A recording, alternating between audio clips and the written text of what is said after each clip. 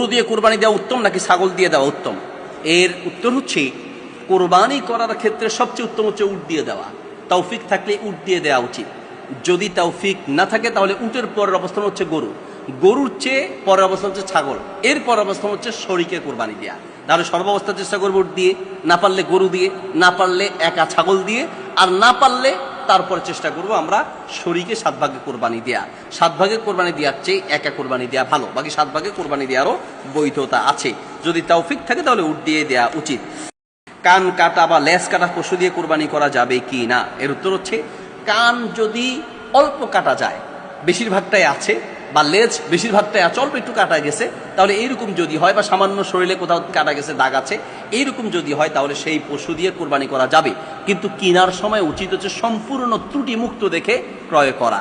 আপনি কিনবেন 10,000 টাকা বেশি যাক, 2,000 টাকা বেশি যাক, এরপরেও সকল ধরনের ত্রুটি থেকে মুক্ত দেখে কেনা উচিত। তবে কারণবশত যদি আপনি কিনে থাকেন, সামান্য শিঙে একটু ভেঙে গেছে, লেজ একটু কেটে গেছে, তারপর হচ্ছে কান একটু কেটে গেছে, এরকম যদি সামান্য কাটা থাকে, তাহলে সেই পশু দিয়ে কোরবানি করা যাবে, অসুবিধা নেই। কিন্তু সম্পূর্ণ ত্রুটি মুক্ত দেখেই কেনা উচিত এবং সেই পশু দিয়ে কোরবানি করা উচিত।